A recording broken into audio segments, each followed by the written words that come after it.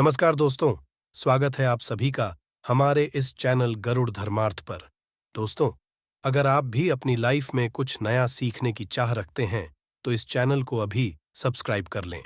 दोस्तों, जैसा कि आपको पता है कि 2 जुलाई को है योगिनी एकादशी। दोस्तों, इसी दिन किया जाने वाला पंडित जी द्वारा बताया गया एक दीपक वाले उपाय आप लोगों को जरूर करना चाहिए, क्योंकि दोस्तों, ये एक ऐसा उपाय है जो कि हर कोई कर सकता है। देखिए, यह दिन इतना खास होता है, इतना महत्वपूर्ण होता है। देखा गया है, कभी-कभी बड़े-बड़े पूजा पाठ, अनुष्ठान से जो मनोकामना पूर्ण नहीं होती है, वह एकादशी के एक छोटे से उपाय करने से ही आपकी मनोकामना पूर्ण है। और बहुत सारे लोगों ने इस उपाय को किया भी है और उनको इस उपाय को करने का फल भी ज़रूर मिला है। यदि आप लोग भी इस उपाय को योगिनी एकादशी के दिन करना चाहते हैं, तो आप इस उपाय को पहले अच्छे से समझ लेना, सुन लेना, उसके पश्चात करना, आपको इस उपाय का फल जरूर मिलेगा। दोस्तों, हम आपको यहाँ पर बता दें कि यह जो एक दीपक वाले जो उपाय है, यह उपाय पंडित जी ने अपनी अभी किसी और की कथा में ही बताया है। इस उपाय करने से आपके घर में चाहे किसी भी तरह का दुख और समस्या क्यों न चल रही हो, आपको उसका कारण भी नहीं पता है कि यह समस्या किस कारण से चल रही है। उसका कुछ भी कारण हो सकता है, जैसे पितृदोष हो सकता है या किसी भी तरह का मंगल दोष भी हो सकता है। और भी बहुत तरह के दोष होते हैं, कुछ भी हो सकता है। पर आपको इस उपाय को करने के लिए अपने दोष को पता लगाने की भी जरूरत नहीं है। आपके घर में किस कारण से इतनी दुख और परेशानी आ रही है, वह भी आपको पता जरूरत नहीं है। इस एक दीपक वाले उपाय को आप लोगों को कर लेना है, क्योंकि इसी एकमात्र उपाय को करने से आपके पूरे घर परिवार में सुख और शांति हो जाएगी। आपके घर में अच्छे अच्छे काम होने लगेंगे। आपकी जो भी मनोकामना होगी, वह भी धीरे धीरे करके पूर्ण होना शुरू हो जाएगी। दोस्तों, अब इस उपाय को करना किस समय है, यह भी आप लोग जान लीजिए। देखिए, इस एक दीपक वाले उपाय को करने का जो समय है, वो सीधी सी बात है, सुबह का समय है, प्रातःकाल का समय है। वैसे दोस्तों, योगिनी एकादशी के पूरे दिन मंदिर खुले रहते हैं। पूरे दिन आप लोग उपायों को भी कर सकते हो, इसमें कोई दिक्कत वाली बात नहीं है, क्योंकि योगिनी एकादशी के दिन भगवान शिव जी पूरे दिन अपने मंदिर में बैठे रहते हैं कि कौन भक्त आएगा, कौन हमारे हमको प्रसन्न करेगा और हम कब उसकी मनोकामना पूर्ण करेंगे। दोस्तों, इस दिन शिव जी इतना कुछ प्रदान करते हैं जितने कि हम भी नहीं कर सकते हैं। इसीलिए आप लोगों को इस मौके को तो अपने हाथ से नहीं जाने देना चाहिए। तो अब हम समझते हैं दोस्तों, ये एक दीपक वाले उपाय आखिर आप लोगों को करना कैसे है। देखिए, खास रूप से कोशिश करना, इस उपाय को आप योगिनी एकादशी सुबह सुबह कर लो। पर किसी कारणवश ना कर पाओ तो फिर थोड़े लेट भी कर सकते हो, है ना। और पहली मुख्य कोशिश आपकी यही होनी चाहिए कि जो माता बहन होती है, उनमें से एक यह वाला उपाय करें।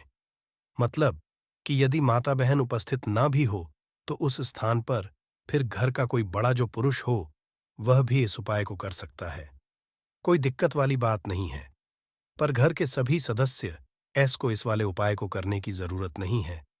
घर का कोई एक मुख्य सदस्य भी इस उपाय को करेगा, तो इस उपाय को करने का फल उसके पूरे घर परिवार को जरूर मिल जाएगा। तो देखिए, एक दीपक वाले उपाय है, तो सीधी बात है कि इसमें हमें एक दीपक की तो आवश्यकता पड़ेगी ही पड़ेगी। तो देखिए, यदि आप यह एक हल्दी वाला दीपक एकादशी वाले दिन अपने घर में जला देते हैं, तो देखिए, योगिनी एकादशी का जो दिन है, इसकी महिमा कुछ ऐसी है कि जो व्यक्ति एकादशी के दिन में शिवजी को प्रसन्न करने के लिए पूजा करता है, उपाय करता है, शिवजी बहुत जल्दी अपने उस भक्त से प्रसन्न हो जाते हैं। और यदि हल्दी वाले दीपक का उपाय कर लिया, तो ऐसा आप मान चलिए कि शिवजी इतने ज्यादा आपसे प्रसन्न हो जाएंगे कि आपके जीवन की जो निर्धनता और गरीबी है, उसे वह जल्दी से जल्दी आपके जीवन से दूर कर देंगे, क्योंकि हल्दी जो है, यह शिव जी से जुड़ी है। हल्दी आपके जीवन में बहुत सारी जो आर्थिक तरह की समस्याएं होती हैं, जो आपके घर में पैसा नहीं आता है, पैसा रुकता नहीं है, पैसा बहुत ज्यादा खर्च यदि आपका होता है, धन की बर्बादी यदि आपके घर में हो रही, तब भी आपको खास यह हल्दी वाले एक दीपक का उपाय एकादशी वाले दिन जरूर करना चाहिए। देखिए, इसी के साथ आपको बता दें इस बार योगिनी एकादशी पर बहुत ही दुर्लभ संयोग का निर्माण हो रहा है। तो देखिए, आपको बता दें कि शिव जी को यदि आप जल्दी से जल्दी प्रसन्न करना चाहते हैं, अपने घर की गरीबी को जल्दी से जल्दी दूर करना चाहते हैं, तब आपको यह पहला उपाय करना है। एकादशी के दिन तो उपाय को करने में आपको कौन-कौन सी चीज लेनी है और किस समय उपाय करना है। तो देखिए, को करने के लिए आपको यहाँ पर लेना है एक चुटकी काला तिल, ठीक है ना? बहुत ही जरा-सा एक चुटकी काला तिल लेना है और एक ही चुटकी आपको लेनी है पीसी हुई हल्दी। अब आपको क्या करना है, आपने नहाने वाले जल में एक चुटकी हल्दी डालनी है और एक चुटकी काला तिल डालना है और आपको इस जल से स्नान करना है। तो देखिए, जब भी आप अपने जल में हल्दी डालकर, खासकर यदि एक आध के दिन आप अपने जल में हल्दी डालकर स्नान करते हैं, तो इस होता क्या है, आपके जीवन में आपका जो भाग्य आपका साथ नहीं दे रहा होता है, आपके पास जो पैसे आने के रास्ते बंद होते जा रहे हैं, जो आपके जीवन में निर्धनता बढ़ रही है, गरीबी बढ़ रही है, जो आप अपने जीवन में बार बार असफल हो रहे हैं, ना इन सारी चीजों से आप देखेंगे कि आप बाहर निकल कर आ जाएंगे। आपके घर में, आपके जीवन में पैसा आना शुरू हो जाता है, पैसा रुकना शुरू हो जाता है, क्योंकि यहाँ पर आपकी कुंडली में गुरु की स्थिति बहुत मजबूत हो जाती है, जिसके पश्चात आप जिस काम को करते हैं उसमें आपको लाभ ही लाभ मिलता है। तो ये पहला उपाय है। एकादशी के दिन इस उपाय को आप जरूर करें। अब बात करेंगे दूसरे उपाय की। देखिए, जो दूसरा उपाय आपको बताने जा रहे हैं, इस उपाय को यदि आप एकादशी के दिन करते हैं, तो आपकी सारी अधूरी मनोकामना को शिव जी पूरा कर देते हैं। तो ये उपाय भी आप करें। यदि कोई भी ऐसी विश है, कोई भी ऐसी है आपकी, जो अभी तक अधूरी है, पूरी नहीं हो रही है, तो आपको शिव जी को प्रसन्न करना है, ये दूसरा वाला उपाय एकादशी के दिन करके। तो देखिए, यहाँ पर उपाय को करने के लिए आपको लेना है तुलसी की लकड़ी। देखिए, बहुत सारे लोगों के घर में तुलसी का पौधा सूख जाता है और तुलसी की जो टहनियाँ होती हैं, है ना? तुलसी की ठनी को आपको छोटा-छोटा कर लेना है, ठीक है ना? छोटे-छोटे पार्ट में आप उसको तोड़ लें, डिवाइड कर लें और फिर आपको क्या है, एक लाल कपड़े के अंदर इन टहनियों को रखना है। कितनी लेनी है? आप 2 ले सकते हैं, 5 ले सकते हैं, 11 ले सकते हैं। यदि 11 की संख्या हो, तो बहुत उत्तम है। अब आपको क्या करना है? लाल कपड़े के अंदर रखना है और इसकी छोटी-सी पोटली आपको बना लेनी है। अब सबसे पहले आपको क्या करना है? इस पोटली को शिव जी के चरणों में स्पर्श करना है, उनके चरणों से स्पर्श करना है। इसके पश्चात आपको यह पोटली अपने घर में या अपने घर के मुख्य दरवाजे पर आपको इसको टांगना है, अंदर की तरफ, बाहर की तरफ नहीं, ठीक है ना? या फिर इसे आप अपने घर के मंदिर में एक तरफ रख देंगे। देखिए, जब भी आप तुलसी की टन्नी जो होती है, उन्हें अपने घर में कहीं पर भी रखते हैं और शिव जी से प्रार्थना करते हैं कि मेरी यह विश है, मेरी यह मनोकामना है, बहुत लंबे समय से अधूरी है, मेरे जीवन में निर्धनता है, गरीबी है, मेरे घर में सुख समृद्धि नहीं है, मेरे घर में क्लेश है।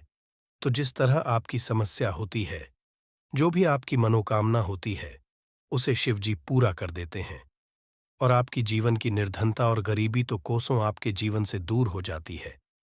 जब भी आप तुलसी की लकड़ी का यह छोटा सा उपाय कर लेते हैं, एकादशी के दिन एक चीज आपको बिल्कुल ध्यान रखनी है कि तुलसी का पौधा यदि आपके घर में सूख गया है, तब आपको एकादशी के दिन उसकी लकड़ियों को नहीं निकालना है, क्योंकि एकादशी के दिन तो तुलसी की पत्तियों को भी नहीं जाता है।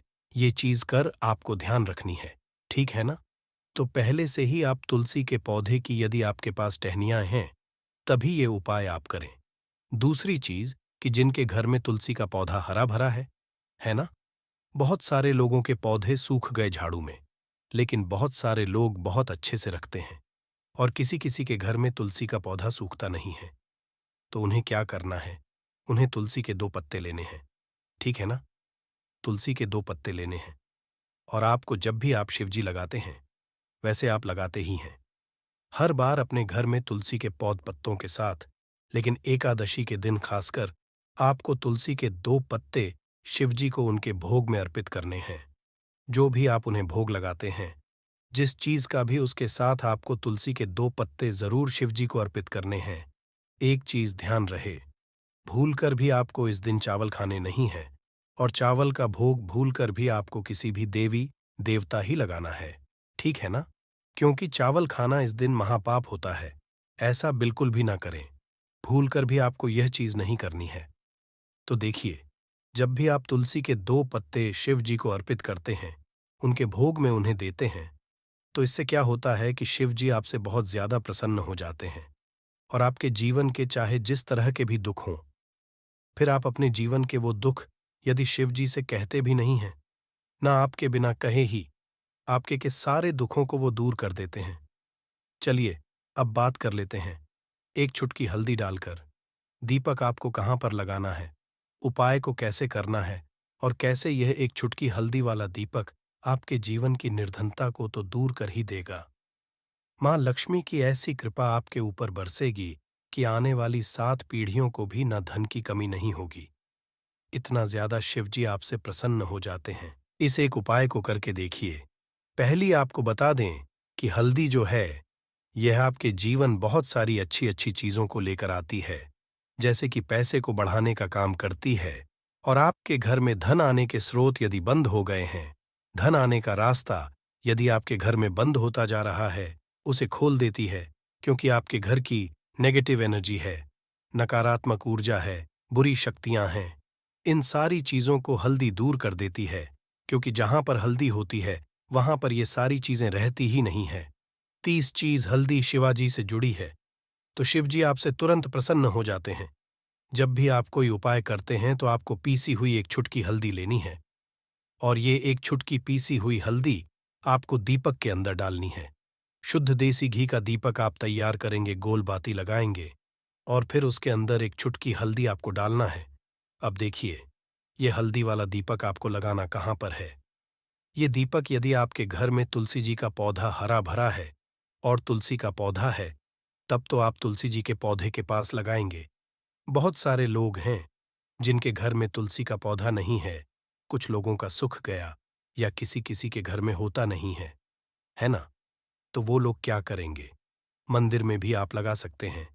यदि आपके घर के आसपास कहीं मंदिर है, वहां भी आप लगा सकते हैं, वरना यह दीपक आपको अपने घर के मंदिर में लगाना है।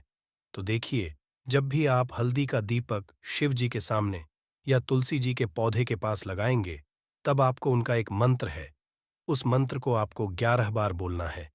ये मंत्र सभी को ही है, नहीं आता है, तो आप इसे नोट कर लें।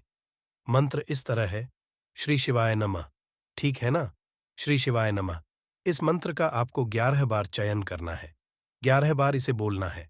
अब देखिए, जो लोग मंत्र याद नहीं रख पाएंगे या जिन्हें नहीं आता है, वो श्री हरि विष्णु का ऐसे ही स्मरण कर लेंगे, उनका ध्यान कर लेंगे और दीपक जला देंगे। बस इतना आपको करना है और कुछ भी नहीं करना है। ये आप करके देख लीजिए। आपके जीवन की निर्धनता है ना, बहुत जल्दी आपके जीवन से दूर हो जाएगी। एक चीज और आपको ध्यान रखनी है कि जब भी आप दीपक तुलसी जी के पौधे के पास लगाएंगे, आपको जमीन पर दीपक नहीं रखना है। थोड़ी सी फूल की पंखुड़ियां रख ले या फिर कोई प्लेट रख ले, ठीक है ना? चावल आपको नहीं रखना है एकादशी के दिन, क्योंकि वैसे तो आप चावल रख सकते हैं, लेकिन एकादशी के दिन आपको चावल दीपक के नीचे नहीं रखना है। तो इस तरह से उपाय करते हैं, पूजा पाठ करते, पूरी सच्ची श्रद्धा के साथ करते हैं, श्री हरि विष्णु के ऊपर विश्वास रख करते हैं, तो आपकी जितनी भी मनोकामनाएं होती हैं, ना जितनी भी निर्धनता होती है, उसे श्री हरि विष्णु दूर कर देते हैं और हमेशा आपके जीवन में, आपके घर में मां लक्ष्मी वास करती है। अब जल्दी से बात कर लेते हैं तीसरे उपाय की। तो तीसरा उपाय जो आपको बताने जा रहे हैं, इस उपाय को यदि आपने योगिनी एकादशी के दिन कर लिया, तो मान के चलिए घर घर में गरीबी आपके चाहे कितनी भी ज्यादा हो, सर पे चाहे हो गया हो, धन आपको लोगों से उधार लेना पड़ रहा हो, आपके घर का, आपके सर का सारा कर्जा दूर हो जाएगा। घर की सारी निर्धनता, गरीबी दूर हो जाएगी और आपके घर में माता लक्ष्मी का वास होगा। स्थायी रूप से स्थायी रूप का मतलब है, माता लक्ष्मी कभी भी फिर आपके घर को छोड़कर नहीं जाएंगी। तो बहुत ही सरल उपाय है। आपको करना क्या है? आपको योगिनी एकादशी के दिन, ठीक ना, क्या करना है? खीर बनानी है, ठीक है ना? योगिनी एकादशी के दिन खीर बनानी है और यदि आपके पास थोड़ा सा इलायची है, तो आपको क्या करना है? वो इलायची खीर में डालनी है, उसके दाने खीर में डालने हैं। इससे क्या होगा? इलायची की जो खुशबू है, वो खीर में अच्छे से समा जाएगी। और माता लक्ष्मी को जितनी भी सुगंधित वस्तुएं होती हैं, उन्हें वो सुगंधित वस्तुत्व बहुत ही प्रिय होती हैं। माता लक्ष्मी स्वयं चल करके उसाती है। जो व्यक्ति कोई भी वस्तु का उपाय माता लक्ष्मी की पूजा में कर लेता है, तो जब यह खीर आप बनाएंगे, शाम के समय में अपने घर में पूजा करेंगे और माता लक्ष्मी को आपको यह इलायची वाली खीर अर्पित करनी है।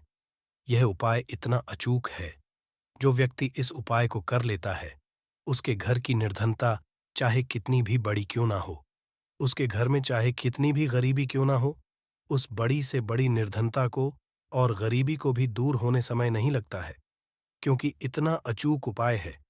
यह इलायची वाली खीर का माता लक्ष्मी समझो तुरंत की तुरंत प्रसन्न हो जाती है। जो व्यक्ति योगिनी एकादशी के दिन इलायची वाली खीर माता लक्ष्मी को अर्पित कर देता है, तो यदि आपकी भी कोई ऐसी विषय मनोकामना है, धन से जुड़ी समस्याएं हैं, तो आप योगिनी एकादशी के दिन अपने घर के मंदिर में माता लक्ष्मी को खीर का भोग जरूर लगाए। तो आज की वीडियो बस इतना ही बहुत अच्छे से उपाय आपको समझा बताने का प्रयास किया है। यदि उसके पश्चात भी आपको कुछ पूछना हो, तो आप कमेंट सेक्शन में पूछ सकते हैं। कमेंट सेक्शन में आपको लिखना है पूरी सच्ची श्रद्धा के साथ जय माता लक्ष्मी। तो देखिए, जब आप जय माता लक्ष्मी लिखेंगे ना, तो आपकी जो दिल की आवाज है, जो आपकी प्रार्थना है, वो मां लक्ष्मी तक जरूर पहुंचेगी। लिख कर देख लें, क्या पता माता लक्ष्मी आपकी एक पुकार को इस तरह से सुन लें कि आपके घर में आ जाए और कभी भी आपके घर में फिर निर्धनता ना रहे। तो चलिए, अब जल्दी से बात कर लेते हैं अपने लास्ट उपाय की। कौन सा है वह लास्ट उपाय जो आपको पूर्णिमा के दिन जरूर ही करना चाहिए? देखिए, इस दिन पूर्णिमा के दिन स्नान और दान का बहुत ही ज्यादा महत्व होता है, तो आप अपनी आवश्यकता अनुसार इस दिन दान जरूर करें। क्योंकि माघ की जो पूर्णिमा होती है, इस दिन आप कुछ भी दान करते हैं, उसका कई गुण लाभ आपको हासिल होता है। इस दिन किया गया जो दान होता है, ये सारे दानों में सबसे बड़ा दान और सबसे उत्तम दान समझा जाता है। अब दान में आप अपनी आवश्यकता अनुसार कुछ भी दान कर सकते हैं। अनाज का दान कर सकते हैं, दानों का दान कर सकते हैं, और भी बहुत सारी चीजें होती हैं जो आप इस दिन अपनी आवश्यकता अनुसार दान कर सकते हैं। साथ ही साथ आपको ध्यान रहे कि आपको पूर्णिमा के दिन वैसे तो कभी भी ऐसा नहीं करना चाहिए। पूर्णिमा दिन भी आपको कभी किसी व्यक्ति ऊपर चिल्लाना नहीं चाहिए, गुस्सा नहीं करना चाहिए, और इस दिन आपको बिल्कुल शांत रहना चाहिए। जितना हो सके महादेव का नाम स्मरण करें, हर हर महादेव बोलते रहे। आपके जीवन में कभी संकट और कष्ट महादेव आने ही नहीं देंगे। मां लक्ष्मी का भी आशीर्वाद हासिल होता है। परंतु यदि आप किसी कारणवश योगिनी एकादशी का व्रत नहीं भी कर पा रहे हैं, तो आप भगवान विष्णु की आज के दिन पूजा पाठ करके व्रत कथा अवश्य सुनें और दान अवश्य। दोस्तों, आज की इस वीडियो में हम आषाढ़ माह के कृष्ण पक्ष की योगिनी एकादशी के विषय में बात करेंगे। आज हम आपका संशय दूर करेंगे कि आपको योगिनी एकादशी व्रत कब रखना, 1 जुलाई या फिर 2 जुलाई को। परंतु वीडियो को पूरा देखिएगा, तभी आपका संशय दूर होगा।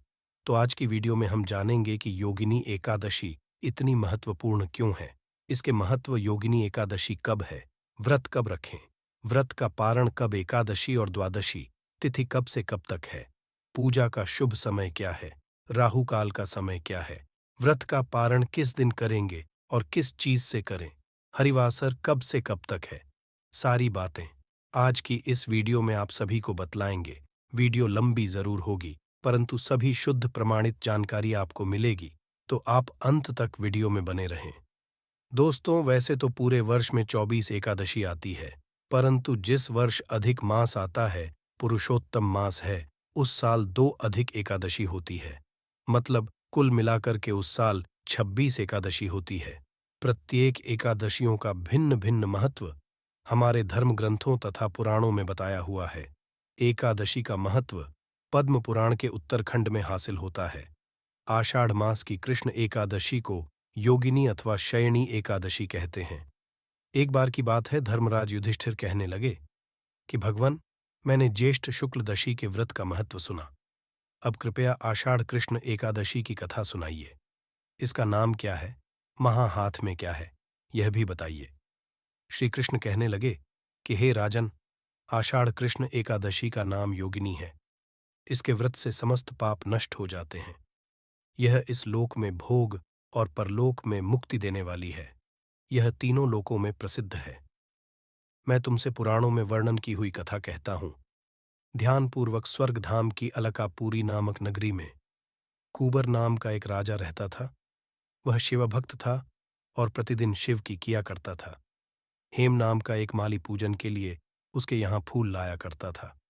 हेम की विशाल कक्षी नाम की सुंदर स्त्री थी। एक दिन वह मानसरोवर से पुष्प तो ले आया, परंतु कामासक्त होने के कारण वह अपनी स्त्री से हास्य विनोद तथा रमण करने लगा। इधर राजा उसकी दोपहर तक राह देखता रहा। अंत में कुबर ने सेवकों को आज्ञा दी कि तुम लोग जाकर माली के न आने का कारण पता करो, क्योंकि वह अभी तक पुष्प लेकर नहीं आया। सेवकों ने कहा कि महाराज वह पापी अतिकामी है, अपनी स्त्री के साथ हास्य विनोद और रमण कर रहा होगा। यह सुनकर कुबर ने क्रोधित होकर उसे बुलाया। हे माली, राजा के भय से कांपता हुआ उपस्थित हुआ। राजा कुबर ने क्रोध में आकर कहा, अरे पापी, नीच कामी, तूने मेरे परम पूज्य ईश्वरों के ईश्वर श्री शिवजी महाराज का अनादर किया है। इसलिए मैं तुझे श्राप देता हूं कि तू स्त्री का वियोग सहेगा और मृत्युलोक में जाकर कोढ़ी होगा। कुबेर के श्राप से हे माली का स्वर्ग से पतन हो गया और वह उसी क्षण पृथ्वी पर गिर गया। भूतल पर आते ही उसके शरीर में श्वेत कोण हो गया। उसकी स्त्री भी उसी समय अंतर्ध्यान हो गई। मृत्यु लोक में आकर माली ने महान दुख भोगे। भयानक जंगल में जाकर बिना अन्न और जल के भटकता रहा। रात्रि को भी नहीं आती थी, परंतु शिव जी की पूजा के प्रभाव से उसको पिछले जन्म की स्मृति का ज्ञान रहा। घूमते घूमते एक दिन वह मरकंदे या राशि के आश्रम में पहुंच गया, जो ब्रह्मा से भी अधिक वृद्ध थे और जिनका आश्रम ब्रह्मा की सभा के समान लगता था। हे माली वहां जाकर उनके पैरों में पड़ गया। उसे देखकर बोले, तुमने ऐसा कौन सा पाप किया है जिसके प्रभाव से ये हालत हो गई। हे माली ने ये सुनकर राशि बोले, निश्चित ही तूने मेरे सम्मुख सत्य वचन कहे हैं, इसलिए तेरे उद्धार के लिए मैं एक व्रत बताता हूं। यदि तू ज्येष्ठ मास के कृष्णा पक्ष की योगिनी नामक एकादशी का विधिपूर्वक व्रत करेगा तो तेरे सब पाप नष्ट हो जाएंगे। यह सुनकर हे माली ने अत्यंत प्रसन्न होकर मुनि को साष्टांग प्रणाम किया। मुनि ने उसे स्नेह के साथ उठाया। हे माली ने मुनि के कथन अनुसार विधिपूर्व योगिनी एकादशी का व्रत किया। इस व्रत के प्रभाव से अपने पुराने में आकर वह अपनी स्त्री के साथ सुखपूर्वक रहने लगा। दोस्तों, ये थी योगिनी एकादशी का महत्व। अब जान लेते हैं योगिनी एकादशी व्रत के क्या नियम होते हैं। उसके पश्चात जानेंगे पूजा विधि और योगिनी एकादशी का शुभ मुहूर्त क्या है और पारण विधि। अब एकादशी व्रत के जो नियम हैं वो मैं आपको बता देता हूं। जब आप एकादशी व्रत शुरू करते हैं तो ये व्रत होता है दशमी तिथि से ही व्रत की शुरुआत हो जाती है। मतलब कि दशमी ऐसा समझा जाता है कि शाम के पश्चात आपको भोजन नहीं ग्रहण करना चाहिए। जो एकादशी व्रत होता है उसमें शरीर में एक भी अन्न का दाना नहीं होना चाहिए। तो दशमी तिथि को भी आप सुबह स्नान ध्यान करके शुद्ध रहेंगे। पूरे दिन आपको इस दिन भी किसी भी तरह का तामसिक भोजन, मतलब मांस मदिरा लहसुन प्याज, इसका सेवन नहीं करना है। दशमी तिथि को वाले दिन आप व्रत का संकल्प दशमी तिथि के शाम के भोजन के बारे में बता रहा हूं दोस्तों, जिसमें कि आपको दोस्तों चावल बिल्कुल नहीं लेना है। और दशमी तिथि के दिन यदि आप गृहस्थ हैं तो जब आप आसमान में जैसे तारे उदय हो जाएं उस समय पर आप अपना भोजन ग्रहण कर लीजिए। यदि आप सन्यासी हैं या विधवा हैं तो आप और जल्दी इस भोजन को ग्रहण करें, करीब 5 बजे के आसपास। इसके पश्चात दोस्तों रात में आपको बिल्कुल भी भोजन ग्रहण नहीं करना है। आपको दशम के दिन अपने व्रत की शुरुआत करनी है। और दोस्तों इस दिन पर जौ, गेहूं, मूंग और शक्कर, सेंधा, नमक, काली मिर्च और घी से बना हुआ भोजन आपको ग्रहण करना है। इस भोजन को ग्रहण करने के पश्चात रात भर आपको उपवास रखना है, जिससे कि जब आपका एकादशी का व्रत अगले दिन शुरू हो उस समय पर आपके पेट में अनाज का बिल्कुल भी दाना नहीं होना चाहिए। इस व्रत को महापुण्य फलदायी बताया गया है कि नियम थोड़े से कठोर हैं। ऐसा कहा जाता दोस्तों, यदि आप एकादशी का व्रत निर्जला रखते हैं तो आपको कई गुना उसका फल हासिल होता है। यदि आप दोस्तों निर्जला उपवास नहीं रख सकते तो फलाहार करके उपवास रखते हैं, मतलब फल जिसमें कि दोस्तों बताया गया है आम, केला, अंगूर, बादाम, पिस्ता, इन्हें अमृतदायी फल बताया गया है। इन फलों को खाकर आप इस उपवास को रख सकते हैं। एक दोस्तों, शाम के समय आप नमकीन फलाहार भी कर सकते हैं। यदि आपका शरीर साथ नहीं देता, जिसमें कि आप सिंघाड़े के आटे की पूरी आलू के साथ बना सकते हैं, जो भी सिंपल फलाहार है वह करिएगा।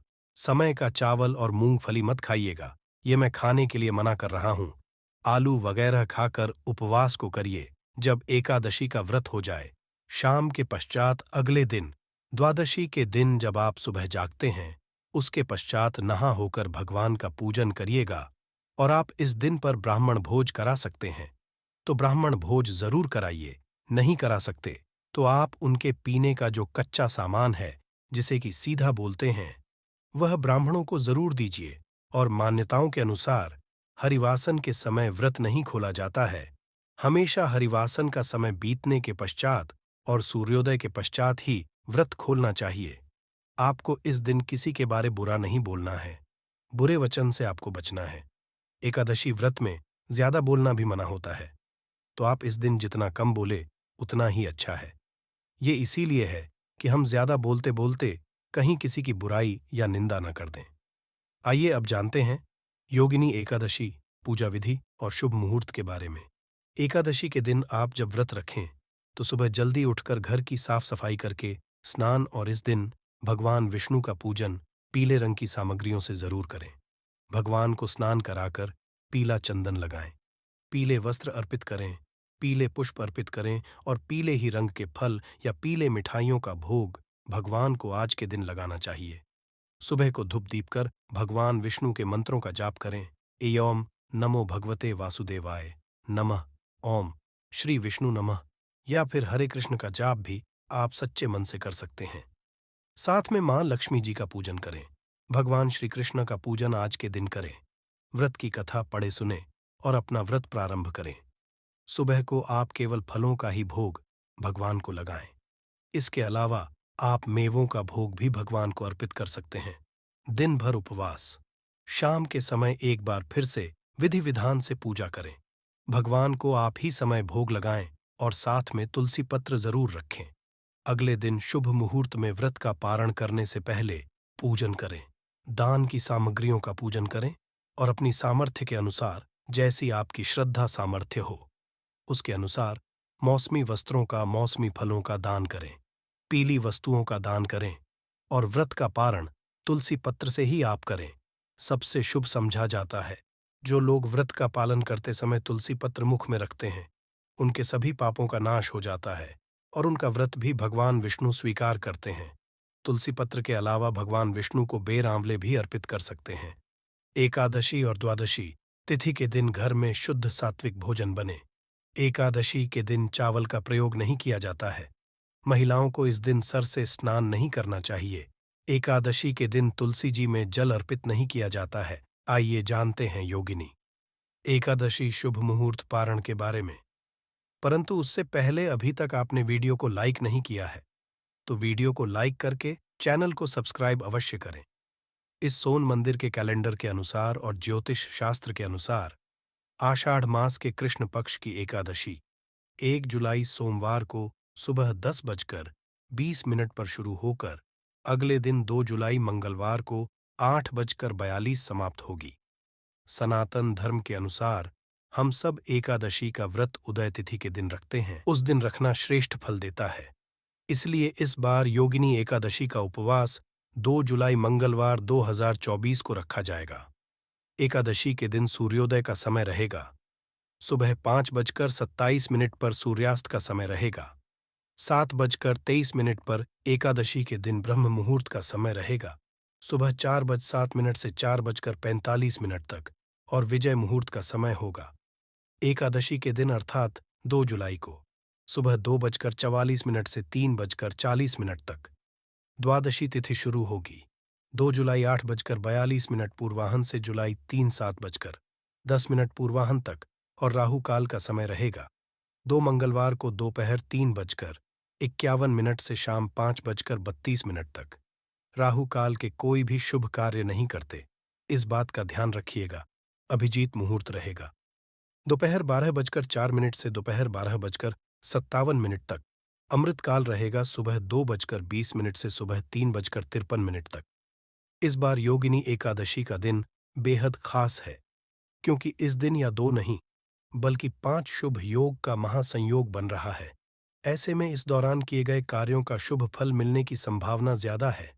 इस बार योगिनी एकादशी पर द्वितीय योग, सर्वार्थ सिद्धि योग, त्रिपुष्कर योग, शिवास योग, बाल्प तैतिल और कौलवकरण योग का महासंयोग बन रहा है। एकादशी के दिन द्वितीय योग बन रहा है। द्वितीय योग इस दिन सुबह 11:17 तक रहेगा। इसके पश्चात शूल योग बन रहा है। द्वितीय योग में भगवान विष्णु की पूजा करने का परम शुभ फल हासिल होता है। ज्योतिषियों के अनुसार माने तो इस दिन त्रिपुष्कर योग भी बन रहा है और यह योग 2 जुलाई को सुबह 8:42 से शुरू हो रहा है, जो अगले दिन 3 जुलाई मंगलवार को सुबह 4:40 तक रहेगा। जबकि सर्वार्थ सिद्धि योग 2 जुलाई को सुबह 5:27 से शुरू और यह समाप्त होगा 3 जुलाई बुधवार को सुबह 4:40 पर कहते हैं।